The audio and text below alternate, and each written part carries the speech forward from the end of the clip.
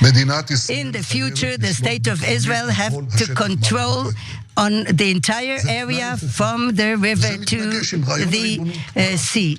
That was Israeli Prime Minister Benjamin Netanyahu making clear that Israel plans to continue preventing the formation of a Palestinian state so that Israel can continue controlling the land from the river to the sea, which, if I remember correctly, is a terrible, hateful, genocidal thing to say.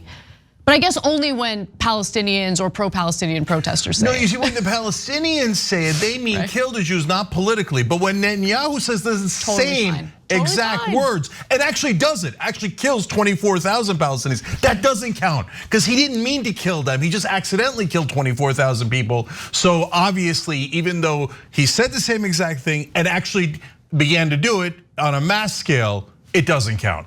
So have any presidents of universities been fired over this? Are there congressional hearings? But wait, it's going to get way worse with another Israeli minister.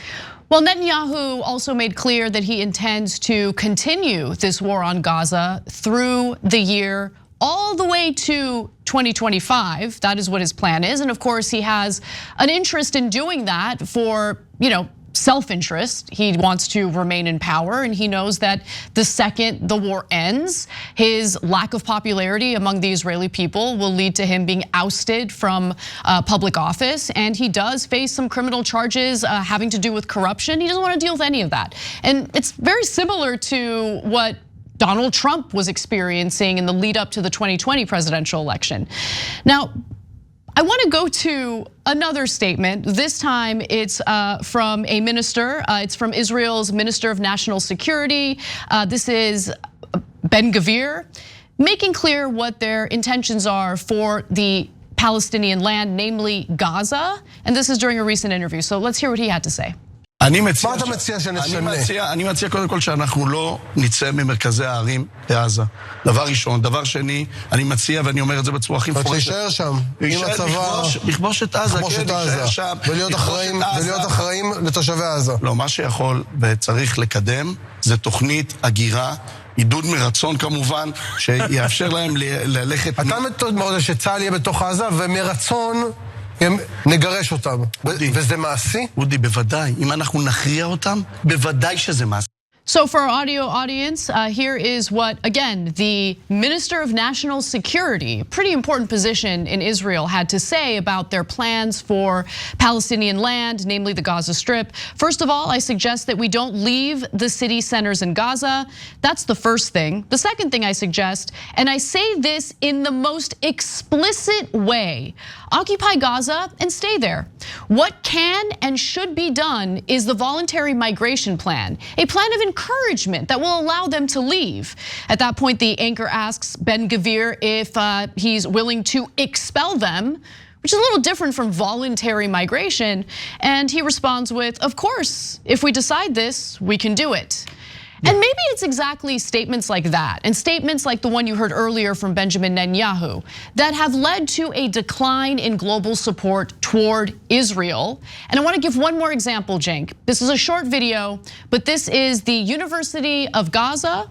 It suffered the same fate as other universities in Gaza.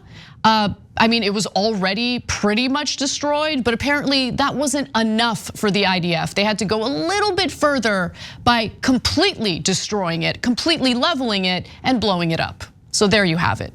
And so before we get to some of the polling that Morning Consult has done of the global community in regard to how they feel about Israel and this ongoing war, Cenk, what are your thoughts on all of this? So what Ben-Gvir said is the very definition of ethnic cleansing. If you don't think that that was a call for ethnic cleansing by the national security official from Israel, you're so blinded by your bias that it's not even worth discussing. Because the guy could say, I want to cut all their heads off, and you go, no, but it doesn't, no, technically, no, there's no technically. He's saying, we're gonna go and occupy Gaza, you saw it with your own eyes, you heard it with your own ears, and then we're going to push the Palestinians out, we're gonna expel them. Well, that's the definition of ethnic cleansing. So, okay, there's, you know what the intention of the right-wing government of Israel is. There's no question about it. Anybody can do propaganda. You can do propaganda all day long if you like. And you go, oh no, Hamas made Israel ethnically cleanse 2 million civilians. You can say any BS you like. There's no lack of clarity there at all. And Netanyahu was clear, from the river to the sea. I mean, I was told from the river to the sea is the very worst thing you could possibly say. I condemned people saying from the river to the sea on the Palestinian side. Do I hear a condemnation of Netanyahu on that? Well, forget Netanyahu. It's easy to say, well, he's unpopular in Israel. Do I hear condemnation of the government of Israel as their prime minister and their national security minister brazenly talking about ethnic cleansing and wiping out the Palestinians? Not only are they talking about it, they're doing it. Right. Why do you blow up the school? So that they have no opportunity. 100%. They have no hope. And are the defenders of Israel going to pretend that that was an accident? Because they say, 24,000 people killed, all accident. The terrorists killed civilians on purpose. We killed all of these civilians, but golly gee, they were all accidents. Did they blow up the college by accident? No, look, you're kidding yourself. You're in total, utter delusion if you think this is anything but ethnic cleansing. So at this point, Cenk, the United States stands alone in the global community in regard to its unwavering support for the Israeli government.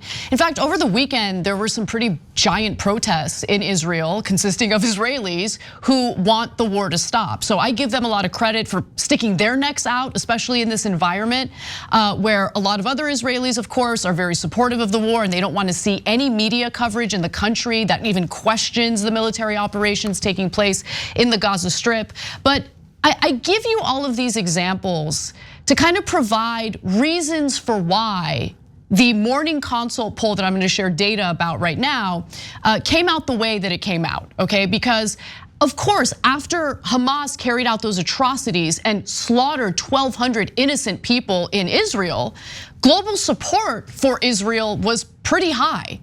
But things have changed as the months have gone on and as Israel has carried out more and more of these military operations and effectively leveled, entire regions of the Gaza Strip. Certainly the northern region of the Gaza Strip is completely leveled. And we hear about the civilian casualties, the majority of whom consist of women and children.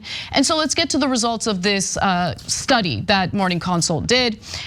So what they did is they specifically kept track of 43 different countries to see where their public opinion stood in regard to Israel.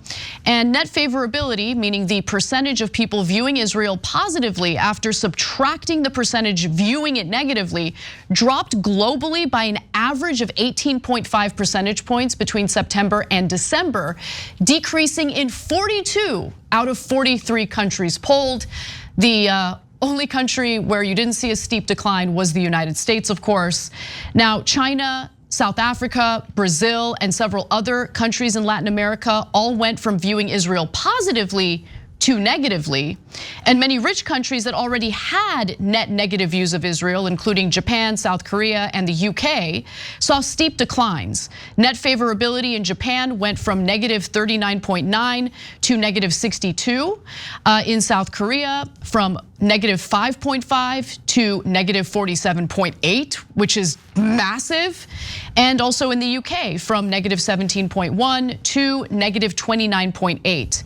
And again, the United States is the only country that remains relatively supportive of Israel and this ongoing war on Gaza. So the US remains the only rich country that still had net positive views of Israel. Net favorability dropped just 2.2 percentage points from a net favorability of 18.2 to a net favorability of 16 from September to December. So you do see a little bit of a drop, but obviously it's nothing compared to what others are experiencing in the global community. And that might have a lot to do with the way the war is covered. I think that, in previous wars between Israel and Palestinians, you wouldn't see a drop at all. And I think that 2% drop probably has something to do, or that 2-point drop has something to do with the fact that there are more media options for people and they're able to see what's happening on the ground in Gaza, and they find it unbearable to take in, unbearable to support. And according to analysis by Morning Consult, the US is paying a price for its unwavering support of Israel, regardless of what its far-right government does. So we're taking a pretty big hit ourselves when it comes to global public opinion. In Egypt, the United States went from having a positive favorability of 41.1 to a negative favorability of negative 14.9 from September to December. In Saudi Arabia, the US saw a similar trend, dropping from a positive favorability of 12.2 to negative 10.5 over the same time period. So there are costs for Israel in regard to how they're perceived in the global community, but because of our unwavering support, we are also suffering some losses in how people perceive us. Okay, so first of all, why Americans are so different than the rest of the world? Well, there's an obvious answer: media.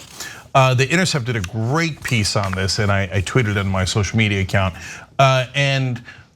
What they explain is, even though the US media for basically the first time is criticizing Israel, in my lifetime, I've never seen them criticize Israel. And so they have begun to do that, and we've given them a lot of credit for that because we're fair. But even so, when they did the analysis, they found out it was massively skewed in favor of Israel. So I'll give you one out of dozens of examples that they had in the piece. When it came to Hamas attacks, how often were they characterized as massacres versus when Israel did kill 20 times the number of people and 20 times the number of civilians, how often were they characterized as massacres? One is 20 times larger, right? The Hamas attacks were characterized as massacres 125 times in the New York Times, Washington Post, and LA Times. Those are the three papers that they studied. The Israeli attacks were characterized as massacres only twice, 125 to 2. And they do the same thing on the words slaughter, horrific, all of the descriptions, and then how they frame the issues, etc. They broke it down brilliantly. What American media does, even to this day, is it went from 100% in favor of the right-wing governments of Israel to now about 80 to 95% in favor. So the American people get a totally skewed view. And that's why I keep telling you guys, look, it doesn't matter what kind of propaganda they do here or in Israel. The whole world is watching. And on their screens, they are not getting the same massively pro-Israel filter that we are in America. So what they're seeing is body parts being taken out of the rubble every single day. They're seeing dead babies every single day. They're seeing dead grandmothers every day. You know why? Because that's what's happening every day. In another story we're going to tell you, there's, there's nonstop slaughter of moms, let alone everyone else, right? So look, 85% of the people in Gaza are homeless now because they bombed everywhere. They destroyed the whole place. 70% of the residential buildings are gone in Gaza. Gone. Yeah. Look, you have to be completely blind, deaf, and dumb to pretend that Israel is not absolutely pulverizing Gaza in the most brutal, horrific way we've ever seen. So, okay, so now the rest of the world does see it. Yeah, when they say, sorry, I have to interject with this, because when they say voluntary migration, what they're referring to is we're gonna level the place, it will be unlivable, and really they'd have no choice but to leave. 100%, that's why they're not letting the supplies in. Yeah. That's why they keep saying, why don't they just move into the desert in the Sinai Peninsula? Why don't we scatter them to the wind, from the river to the sea? Get them all out of here, Imagine if anyone said that about Israelis. Why don't we just get rid of all of them? Why don't we just drive them into the desert? Well, that would be horrible. We would all condemn it as wildly anti-Semitic, a horrible massacre, genocide, etc. But no, we pretend Israel isn't doing it. It's there, obviously. So the consequences. So the world looks at it, and guys, this is super important because a lot of folks are blinded by their background, right? I know it because I'm Turkish, and I know a lot of Turkish family and friends. If you mention anything about the Turkish culture, identity, etc., totally biased, 100% biased. They don't want to listen to anything, right? So I've lived it. So, but the world, so that there's this feeling that, well, the whole world's anti-Semitic anyway, okay? So let's dive into that real quick. Number one, in the past, yes, absolutely. Throughout history, every pocket of the world, unfortunately, has been anti-Semitic. So there is truth to that, right? And there's history behind that. Today, is that what's driving the negative view of Israel? No. Well, to some degree, I'm sure, of course, that old anti-Semitism still exists. But look at all these countries that had a positive view of Israel. China, Brazil, South Africa, they all had positive views of Israel. So where's the anti-Semitism? Before Israel massacred the Palestinians, and even after, by the way, 75 years of occupation, even after killing endless civilians earlier. They still had a positive view of Israel. But now, having seen this with their own eyes, Israel's dropped off the map. They've dropped 50 points. How is this helping Israel? It's not. No, if you're an ally of Israel, stop defending the massacres. You're not helping. You're not helping at all. All you're doing is going, yeah, you're seeing it wrong. You're all biased. Oh, it's your fault, not my fault that we killed them. Well, no one believes you. Literally, the whole world doesn't believe you. Dropping 20 to 50 points everywhere. And then the last point is, ally, they're dragging US down with them. We're losing 20 to 50 points in each country because we're saying as long as Israel's the one doing the massacres, we're 100% fine with it. Well, the world isn't fine with it. What kind of ally is this? Yeah. So you can pretend all you like about how they help us. I literally have no idea how they help us. I do know how they hurt us tremendously with our reputation across the world. They've inflamed the entire Muslim world. And this is not helping Israel, this is not helping America, and God help those poor Palestinians. If you enjoyed this video, that's because of our members. They make us independent, they make us strong, and they make us honest. Become a member today by hitting the join button below.